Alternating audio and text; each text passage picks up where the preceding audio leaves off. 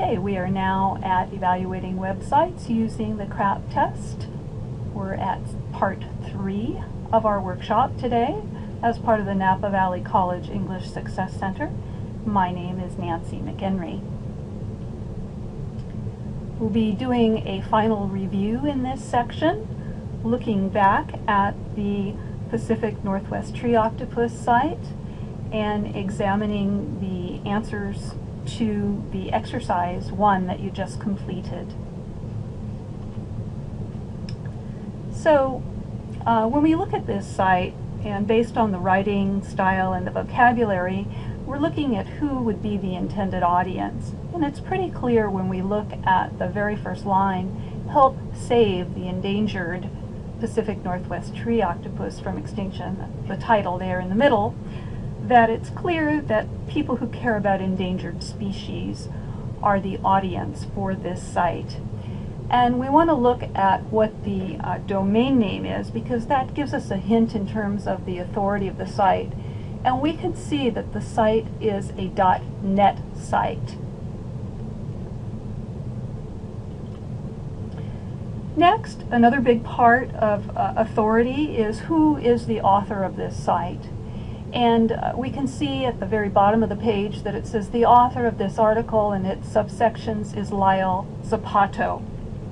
And we can see also that he's affiliated with something called the Kelvanic University branch of the Wild Haggis Conservation Society. We can also see that the site was last updated on December 31st, 2014. So it's fairly current. Now, as we begin to read through this site, and we can see that there's some hints that there's something amiss. One of the things is there's a picture of a tree octopus on a hat in 1923 from something called the Cascadia Evening Post.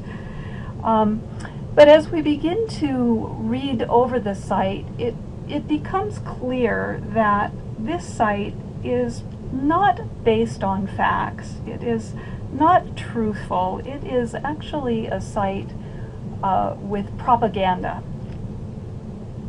And as we go on to look at the last part of the site, we can see that there's really not a list of references. Let me back up here. There are no sources listed with authors' names and what was used to construct this site. So as you think about all of these different factors that come into play, the top-level domain name being a .net, we know who our author is, but we know he's associated with something called the Kelvanic University. We know that as we've read through the site that some of the information sounds a little bit strange.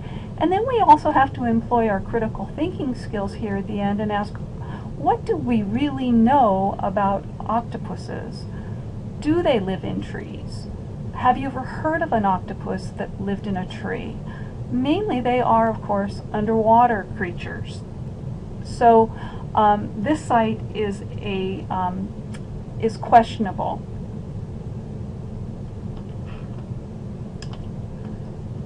So, in your opinion, is this site a reputable source?